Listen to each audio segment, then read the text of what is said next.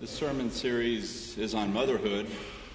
We will take a look at a few mothers in the Bible. Today we are looking at Naomi and Ruth. And let me clarify that Naomi was not Ruth's mother, but her mother-in-law. Sometimes one's relationship with his or her mother-in-law is difficult. You know the classic definition of mixed emotions, watching your mother-in-law drive off a cliff in your brand new Rolls Royce. A husband and wife had a fight. She called her mother. "Mom, I'm coming home to stay with you." Her mother said, "No, he needs to pay for his mistakes. I'm coming to your place to stay with you." Perhaps that's what led one Baptist preacher to exhort his congregation at the offering time to give as if you're giving to send your mother-in-law back home. In reality, there are lots of good mothers-in-law. I was blessed with a good mother-in-law. She had high expectations for her children, but none for her son-in-law, so we got along just fine.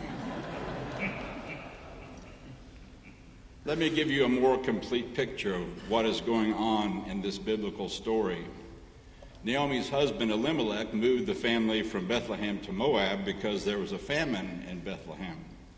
After they moved, Elimelech died. Naomi was left with her two sons. They married Moabite women, Orpah and Ruth. After 10 years, both sons died. There were no grandchildren. Naomi decided to return to Bethlehem because she had heard that the famine was over. Both daughters-in-law wanted to go to Bethlehem with her. However, Naomi insisted that they return to their mother's houses. That way they could hope to find husbands and raise families of their own. Orpah reluctantly decided to go back to her family. However, Ruth clung to Naomi.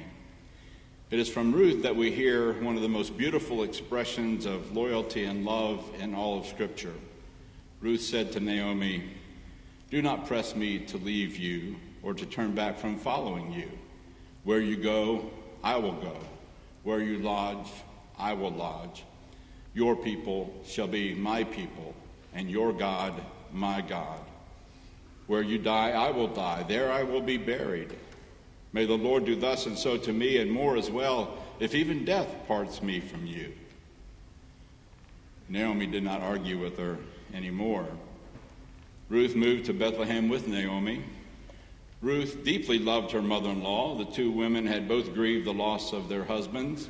They grieved together when Ruth's husband, Naomi's son, died. Common grief can bond people together at the deepest level. Ruth chose to leave her family and her homeland and go to a foreign country because of her loyalty and love for her mother-in-law. Ruth loved Naomi as much as any daughter loves a mother. Naomi, in turn, loved Ruth as a daughter. Biology does not always determine family. We visited Williamsburg, Virginia this past week. We went into the home of George Wythe. I had never heard of George Wythe before, but Wythe took into his home a teenager who had lost his father at the age of 14. The teenager had a couple of years of college and wanted to study law. Wythe was the most knowledgeable legal scholar in the colonies at the time. Wythe became his professor, mentor, and father figure for this teenager. The teenager's name was Thomas Jefferson. Throughout Thomas Jefferson's political career, Wythe was his mentor. When Wythe died at the age of 80, he left his large library to Jefferson, who was like a son to him. Perhaps someone has loved you as much, if not more, than your mother or father. Perhaps you've been a mother or father or sister or brother to someone other than your biological family. It's important for us to understand Naomi and Ruth's desperate situation. Like so many other widows, they were destitute. In that ancient patriarchal society, only men owned land, and it was kept in families, so it would be up to a male next of kin to function as the redeemer for Elimelech's property. Without a father, husband, or adult son, a woman had no means of support. Other than prostitution, a woman's only option for feeding herself was to glean in the fields during harvest time. Gleaning was a way for the poor people of the land to go through the fields after the harvesters had reaped the crop. The poor would pick up heads of wheat or barley that the reapers had missed. They would not be able to get much, but it might be enough to keep them alive. Ruth went into the fields to glean. Naomi did not. Was she so devastated by her grief that she did not want to eat? Was Naomi so depressed that she did not care if she lived or died? When Naomi returned to her hometown of Bethlehem, she said to her neighbors who greeted her by name, "Do not call me Naomi anymore." Naomi means pleasant one. She said people should instead call her Mara, which means bitter one. She said, "For the Almighty has dealt bitterly with me. I went away full, but the Lord has brought me back empty. Why call me pleasant one when the Lord has dealt harshly with me and the Almighty has brought calamity upon me?" We can understand her bitterness at her losses. It is easy to become bitter and to blame God in our grief. Ruth was concerned about her. She went to glean so that they could have something to eat. Ruth did not stop all day long because she was not only trying to get a meager meal for herself, but also for Naomi. She ended up gleaning in a field that belonged to Boaz, who was very kind to her. Boaz had heard how loyal Ruth had been to her mother-in-law, Naomi, how Ruth sacrificed by leaving her own country and family to move to a foreign land where the language was not Moabite, but Hebrew. She would have been considered an outsider in Bethlehem. The Israelites hated the Moabites more than any other people. They were perpetual enemies of Israel. But Ruth's love and loyalty to her mother-in-law made her willing to face the negative stereotypes and the difficulties of living as a foreigner in a different culture. Boaz was kind and generous to Ruth. He gave her plenty of grain to eat and to take home for Naomi. He invited her to stay on his property to glean. He gave her permission to drink the water his men had drawn for the workers. He told her to stay with the other young women who were working on his property so that she would be safe. Ruth was very grateful to Boaz. The text says she fell prostrate with her face to the ground and said to him, "Why have I found favor in your sight that you should take notice of me when I am a foreigner?" Boaz answered her, "All that you have done for your mother-in-law since the death of your husband has been fully told me, and how you left your father and mother and your native land and came to a people that you did not know before.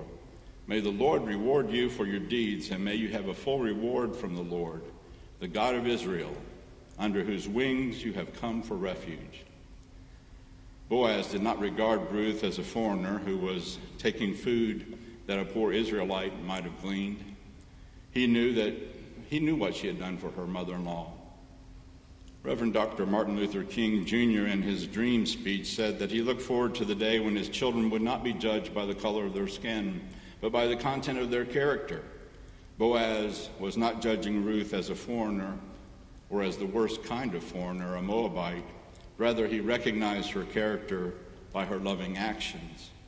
When she went home to Naomi, she had a substantial amount of grain, much more than expected. Naomi was surprised at the quantity. She asked where she had gleaned. Ruth told her what had happened.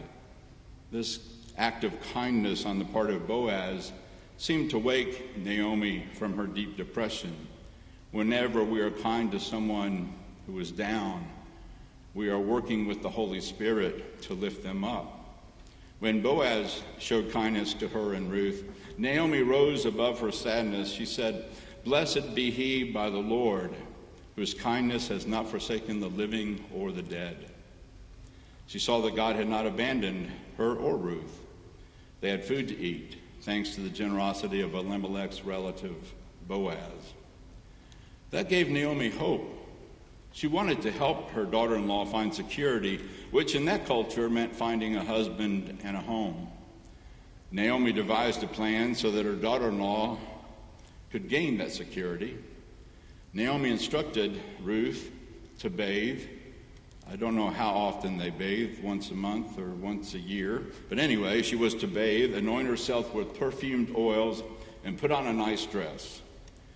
Then when she was to go after dark to the threshing floor where Boaz had been threshing barley all day, Ruth was to hide until after Boaz had eaten his food, drunk his wine, and lay down to sleep.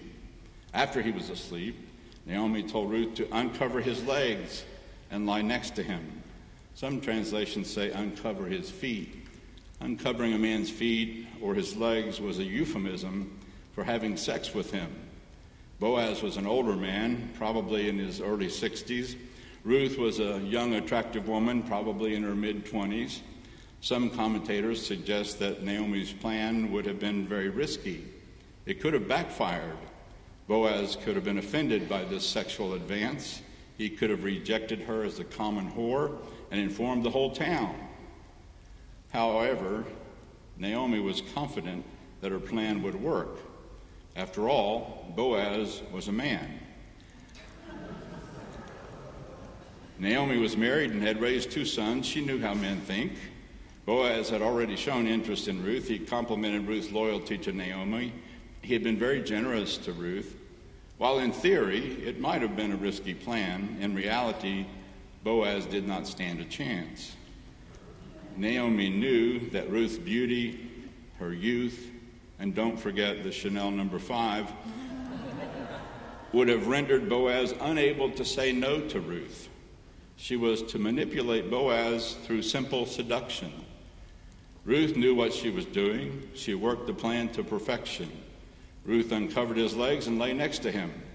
When he woke up, he asked, "Who are you?" In Hebrew, the question is feminine. He knew that she was a woman. Remember, it was dark. How did he know it was a woman next to him? Maybe it was the perfumed oils, or maybe when he turned over. I'll leave that to your imagination. She answered, "I am Ruth, your handmaid. Spread your robe over your handmaid, for you are a redeemer."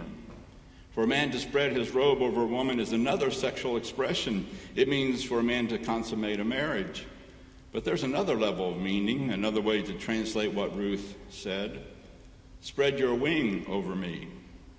The word robe is also the word wing.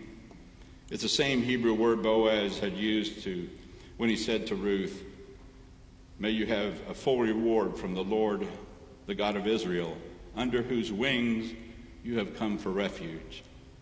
Ruth was offering to be his wife and asking to take refuge under Boaz's roof. She was asking him to be her husband and to protect her. She was offering to have sex with Boaz, but it was with the agreement of marriage. It was a proposition and a proposal at the same time. Boaz did accept her proposal of marriage and was delighted that she would consider marrying him, an older man. And he told her to spend the night with him. What happened that night? They spent the night together, 2 consenting adults. The writer's brilliant because it's ambiguous. It may be that Boaz did not take advantage of the immediate offer.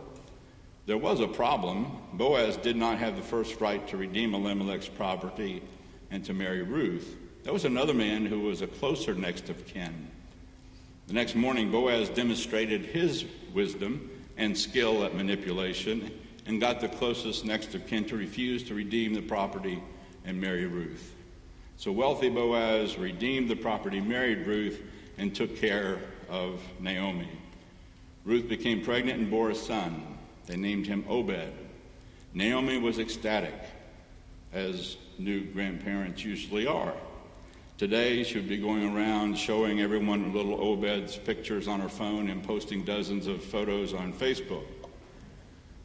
And this baby, Obed, grew up and became the father of Jesse, who became the father of David, who became the great king of Israel. So Ruth, the foreigner, the Moabite, was the great-grandmother of King David. What lessons can we learn from this love story? First, love makes us loyal to each other. Ruth's loyalty to Naomi demonstrates that when you love someone, you stay by them.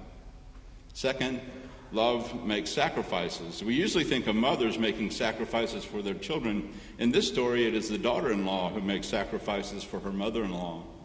Love makes us focus on the needs of the other even more than our own. Ruth was concerned about Naomi and did not want her to be alone. Naomi was in a very dark place mentally and emotionally. Ruth was not going to leave her. We cannot fix another person who is deep in grief. Ruth understood that, but she was there for her. Third, love is compassionate. Ruth felt compassion for Naomi. Boaz was compassionate to Ruth and Naomi, who were both hungry and in need of food. When we are filled with love, we are compassionate toward those in need. Fourth, love does not judge others. Even though Ruth was from the hated Moabites, Boaz was not prejudiced against her. He recognized her worth and treated her with respect. Fifth, love is kind.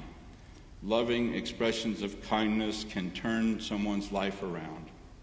The generosity of Boaz opened the door to a bright future for Naomi and Ruth. When we act with kindness, we are doing the work of God.